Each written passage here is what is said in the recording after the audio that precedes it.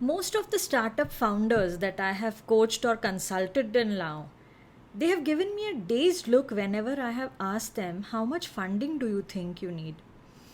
And I completely understand the sentiment behind this challenge. Especially as a non finance person myself, playing around with numbers is a pain. However, when I actually went to do it, what I realized that you need just two skills to be able to do this, and that is logic and simple arithmetic. So much so that what I did was I put all my workings into a Google Sheet and I created something called as a startup business financials template. And this was at the request of many startup founders so that they could just key in their numbers in relation to projected expenses, revenue, and PnL statements. Powered with that information and the money that they can use for self funding their startup, they can now arrive at a point where they can understand how much more funding is needed based on the deficit. For that matter, even if you are going to be a self funded path, this can help you figure out how you can align your finances with your goals related to your startup. And again, I'll be quick to add that these are not detailed financial calculations in terms of EBITDA or cash flow, but these are estimations of projections which are based on pure logic, which every startup founder, according to me, can work out for themselves for their own startup. So let's go and check it out to see how we can make this happen.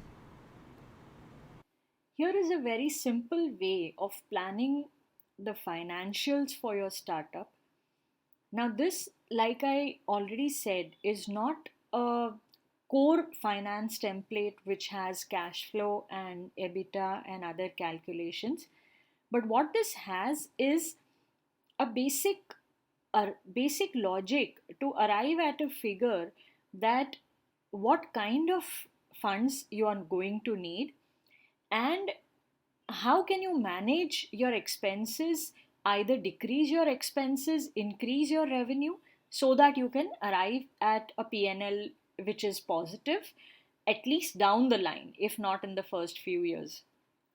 Now, the basic idea is first we will project the revenues based on our services that we provide and the rates for those services, and an idea about the number of customers which we want to achieve as per our vision.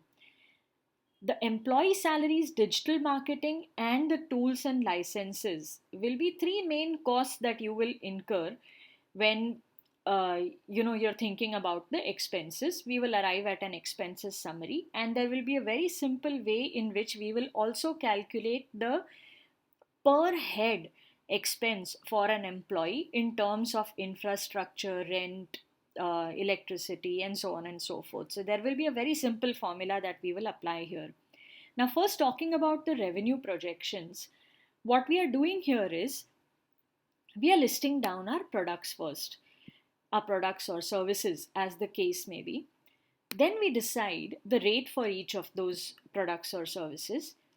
This is our vision for the number of customers. Now, here there is some confusion where you might think, how do I know how many customers I'll get in a month? But this is a basic estimation of what we plan to do during the month. So, once you have your products and services, once you have the rate, and you have the number, an estimate about the number of customers that you think you will be able to sell to, it is very simple to arrive at the monthly revenue.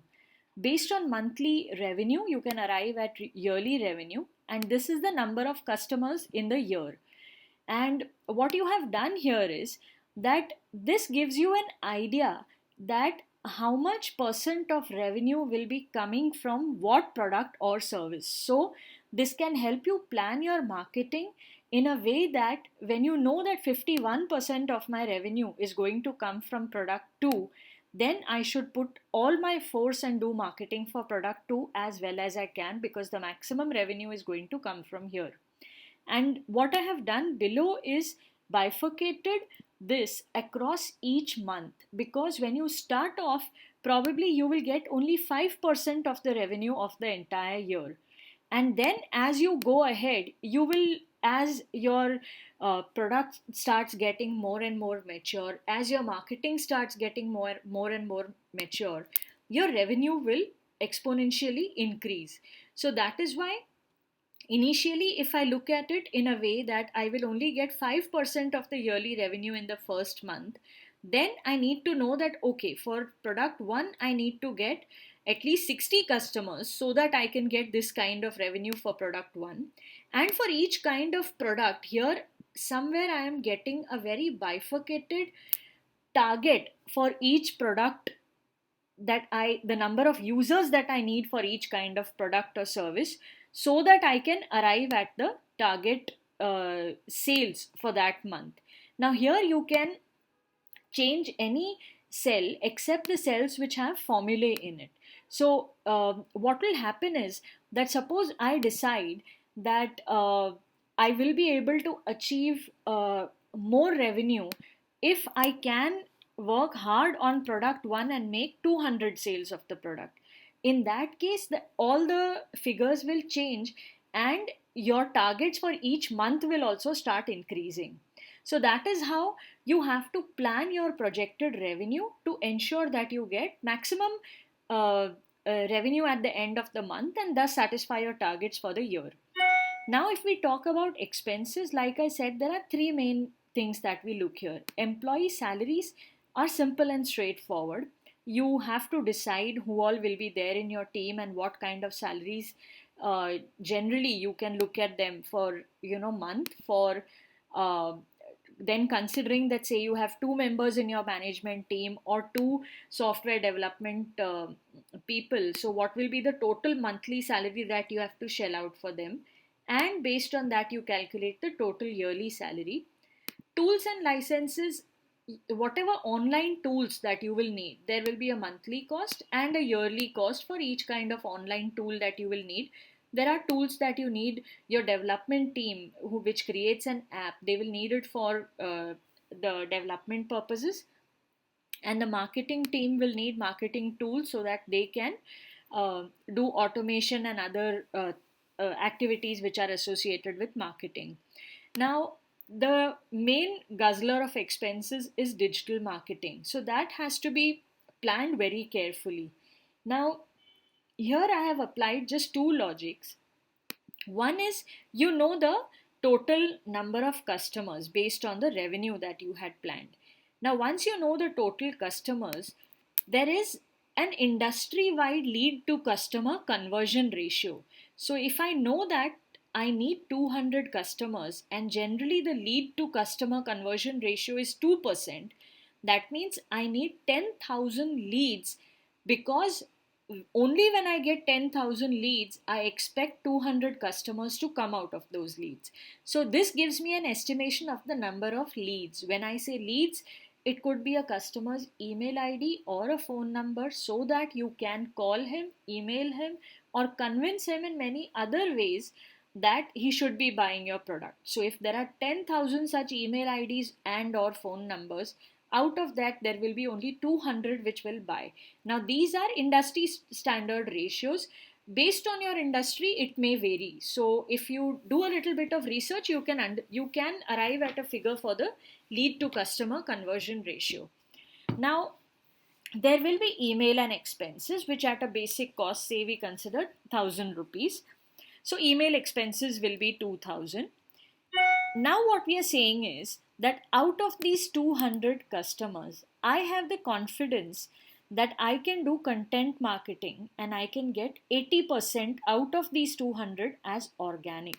When I say organic, that means I'm not spending any money for this. So what I'm saying is, out of 200 customers, 80% I will get by organic. That means out of these 10,000, 8,000 I will get via content marketing. So I'm not spending any more money than the emails and SMS that I am sending to them. For paid leads, you have to look at the cost per click ratio. Again, this is a value which is very specific to your industry. This is an average value which I have considered here. Now what we do is that if 8,000 leads are going to be organic, then out of that 2,000 will be paid. That because only 8,000, 80% I'm going planning to get via content marketing. The remaining 2,000 I have to get via paid marketing. Now, for for every industry, again, there is a different click to lead conversion ratio. So in order to get 2,000 leads, I have to get 50,000 clicks. Now, CPC, if it is 30, then if each click is going to cost me 30, that means there will be an amount that I have to pay for 50,000 clicks. Now, that amount will be decided over here. So, this is the amount which I have to pay to get 50,000 clicks so that I get 2,000 leads out of it. And this amount has been arrived by the fact that I need 50,000 clicks, and for each click I have to pay 30 rupees. So this gives me a value of the amount that I have to pay to be able to get this number of paid leads. And this is just an estimation of the kind of traffic that I need so that I can get these leads. So this is just going to give me an idea that okay, monthly I should be having 250,000 people visiting my website, so that out of that 50,000 people click on my ad, and after that, out of that, 2,000 will be the people who will actually give me their email IDs and phone numbers. For each such product and service, I plan the expenses, and this is just to give me an idea that for each lead, so if I'm spending this amount of money, that means the expense for paid leads and whatever I'm paying for email and SMS, if I'm spending this amount of money and if I'm getting 10,000 leads, that means the cost per lead is 150 rupees. Now, logically, and this of course is the cost per acquisition, that means this is the cost per customer. Now, these two figures are somewhere telling us that if I'm spending 7,510 rupees for acquiring a customer, am I generating enough revenue so that I am in profit? So definitely if I'm spending 7,000 rupees per customer, I should be charging the customer at least 7,500 so that I am on break even. So this gives me an idea about going back to my revenue projections and again planning my revenues so that I ensure that I am at least getting more revenue than I am paying to acquire the customer. So that is basically what I'm trying to do with this sheet. And once I have the revenues, once I have all the three kinds of expenses, then what we do is we go to the expense summary and we just add up all the three kinds of expenses. Plus, what we do is we, for each employee, we have to find out what we are spending to have that employee working for us. In the sense, if we have an office, then we are spending rent, we are spending on electricity, we are spending on phones. What we do is somewhere we have an idea about the monthly cost that we incur for our office rent, electricity, and other expenses. We divide that by the number of employees and have a per head cost of infrastructure for each employee. So to all the three expenses that we have already calculated, we add the infra cost per employee and we arrive at the final figure of the expenses. So in expenses summary, you have your expenses. Here you have your revenue projections, and what needs to be done is then apply a simple mathematical formula to arrive at the profit and loss. And again, what you can do is repeat the revenue projections as well as the expenses for the next 5 years so that you can arrive at the PnL and finally see where you achieve break even. So this will give you a good idea about how you can tweak your revenues to increase your revenues, how you can tweak the expenses to reduce the expenses, so that as soon as possible what is mentioned here becomes a positive figure, which means a positive ROI for your business, which should be the final goal at the end of all of this.